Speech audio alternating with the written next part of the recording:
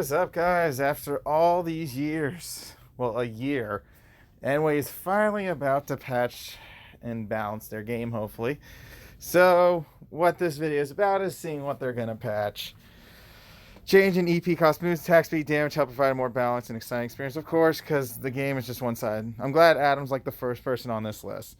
With reduced damage from explosive escape, leapfrog attacks, Adam should still be powerful character with effective combos, but players will need to consider new ways to engage combinations during battle. Twin Slicer, reduce the attack speed. Okay, so pretty much what we saw in Twin Slicer. So Twin Slicer might be blockable, so they're going to have to cancel it on the second hit. Explosive escape icon shown on the first frame. Oh, what? It wasn't showing. Vanishing drop icon shown on the first frame. That wasn't showing either. Leapfrog, super reduced damage. And okay, so they reduced the damage, which is nice. I mean, that's good. So Adam's finally like nerfed and at least hopefully at a balanced state where he won't be abused on ladder anymore.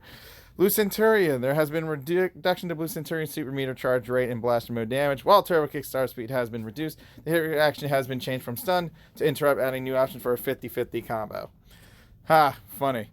So no more stunning, so it comes down to just, psych outs, and that's about it. So reduce startup and change the first hit reaction from stun to interrupt. So haywire, this remains the same.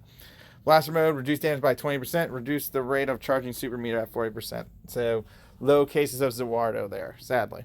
Gemma, it's good to see. For being a 4-cost ice mode, freeze effect allowed it to be extended combos for a long time. Therefore, cost and damage were increased to compensate. While Gemma's primary attacks have been reduced in damage, they should still have long combos. So ice mode went up to 5.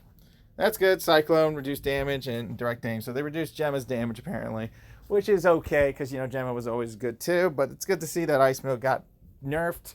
So Gemma's going to feel a little bit more energy dependent, so you're going to have to wait on that. Goldar leader, although Goldar slash is 50-50, the second hit came out so quickly that it was difficult for the opponent to notice it was happening. With an increased cost and reduced speed, the damage has been increased to balance the attack, while Goldar's stomp damage has been slightly reduced.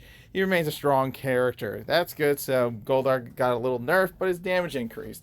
So again, it's all about playing smart. That's what this game's usually supposed to be about, and at least they're taking some precautions. Gia, glad to see you back here. Gia's sourcing and ski costs have increased in order to balance the power of her strikes, while Saber Whip damage has been reduced. It remains a very powerful, effective attack.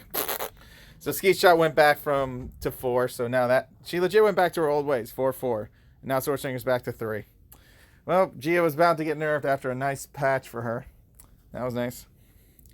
Oh, would you looky here? For being a 3-cost, Dino Dragon Fury was too powerful, therefore the cost has increased to 4. Dragonite's damage has been reduced, without affecting Jason high combos and strength. So Dino Dragon Fury went from 3 to 4. I'm pretty sure the Dino Dragon Fury is the shield. So now that costs 4, so there is no canceling into a breaker after you do the Leap of Faith. So Jason legit only has one startup combo, and that's it. So that's their way of nerfing the character. Maybe we'll see less Jason. We'll see. Coda changes were made to make his head attacks more versatile with the new branch and half moon kick for tricky plays. And reduced slam cost. Coda has a new option to deal with. Good. Shield toss increased projectile speed. Half moon kick added a dash cancel to the startup, increasing startup speed. Good. So at least it can work. Reduced cost. Oh, look. Shield slam got buffed. That's nice.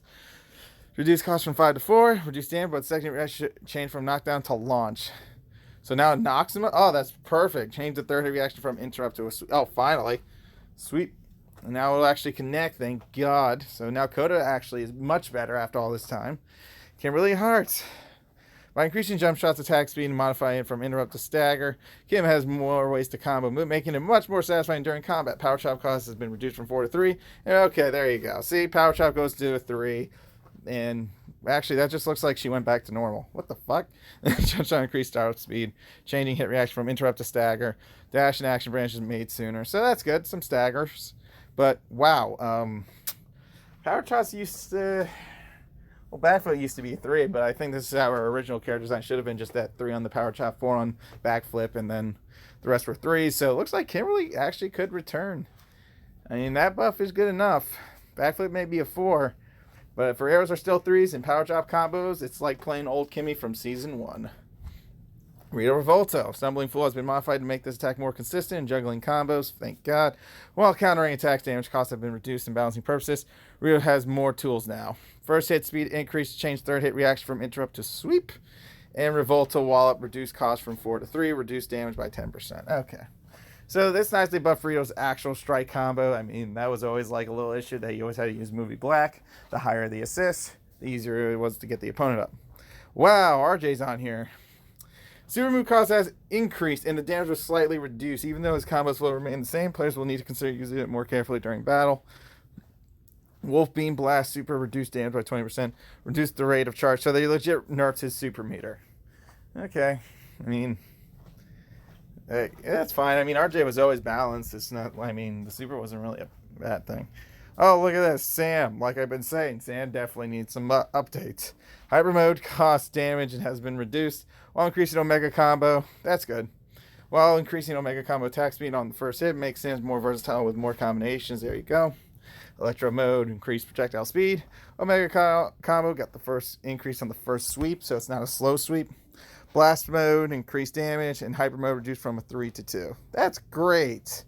You got such a buff here. Oh, I can't wait to play Sam now. Looks like he got a nice buff because his energy's going down, which is amazing. Oh, look at Zane. He's back. By changing hit reactions, second strike in his main combo, increasing damage to the projectile, and the new movement branch in Silver Eye Slash, Zane can now be used in more aggressive ways during combat, using tricky plays and more effective combinations. Z-Storm, change second hit reaction to sweep. Oh, so now it sweeps.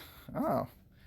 Now that's a tricky character. That's a legit guaranteed hits. Star Shot increased damage, finally. So now Star Shot actually does damage, and Silver Eye Slash added a dash cancel. That's what I've been saying. Give him just a dash cancel. Make it tricky. Because it's so slow, people are going to try to block it. So now Zane could return to Legacy Wars. Good thing they patched some good things, some bad things, but everything looks like they taking a good step forward. Can't wait to see how this plays out. This is good. We'll see what happens Friday or when this drops. So I'll see y'all next time. Be good. Stay safe. And we'll see what these updates are all about.